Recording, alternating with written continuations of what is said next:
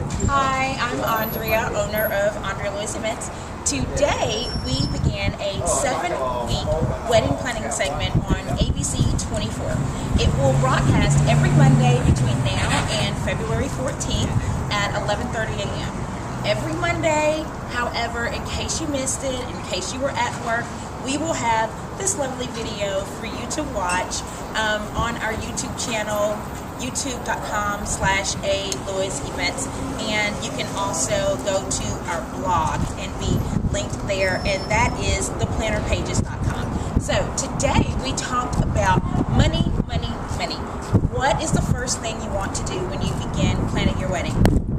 The first thing you need to do is decide what the formality of your wedding is going to be. Are you going to have a seated meal, action stations? Are you going to have a cocktail reception, black tie? There are so many options, and you can mix and match. It is your wedding. Do what you want, but decide that first before you go and visit any vendors, any venues especially. Make sure you know the formality of what you want. The next thing that you want to do is get everybody together who is going to pay for this lovely affair. So you and your fiance, your parents, and typically grandparents will contribute some money to their grandchildren's wedding. So anyone who is going to have their checkbook in hand, everyone needs to sit down. And if the dynamics of your family don't work for everyone sitting down together, that's okay. You can still have the individual meetings. Sit down with your parents. If you're the bride, you and your fiance sit down with the bride's parents, and then you sit down with the groom's parents and get together how much money you're going to have to plan the wedding. Now, once we have that in place and we have a working budget, now it's time to create the spreadsheet. So a lot of internet sites will give you budgets that you can use, but a lot of times they're very general and they leave out some elements that would really make your wedding your own.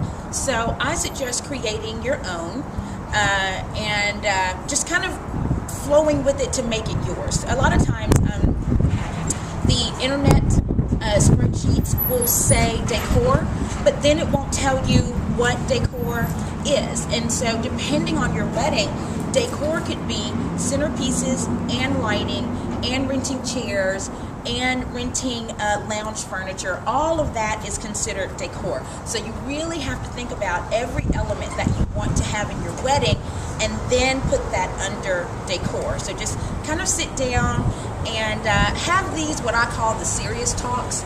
I call them the talks that aren't so much fun.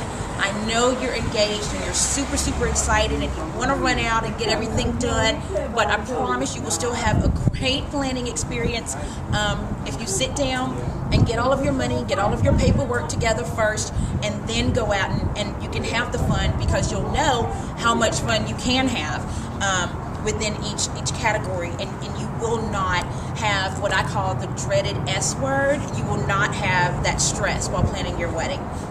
So now we know the formality, we know who's paying and how much they are paying, and we have our spreadsheet.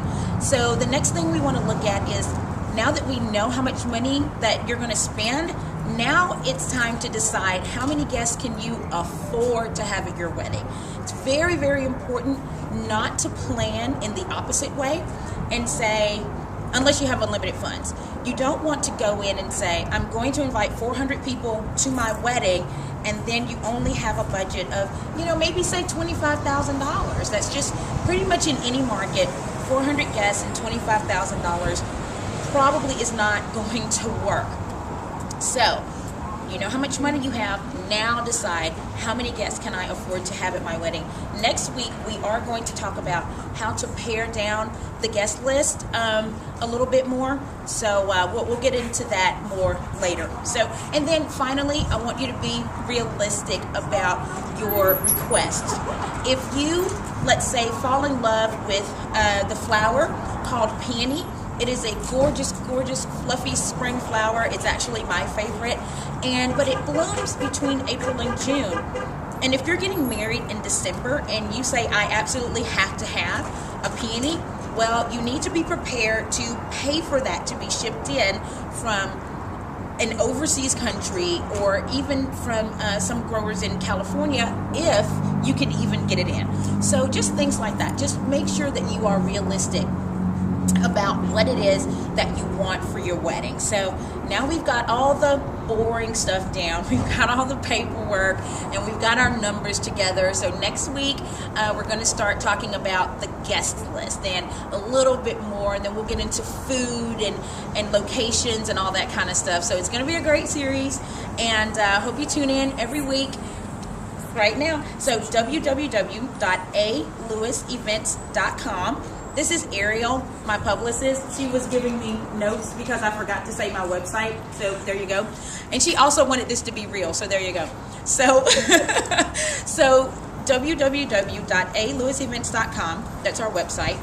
www.theplannerpages.com. That's our blog. I know this is a lot of information. But also www.youtube.com/aLewisEvents. So you go to one, you can find the rest of them. You don't have to remember them all. Just remember one of them, and everything will take you back to the other one. So happy planning, and we will see you next week. Bye-bye.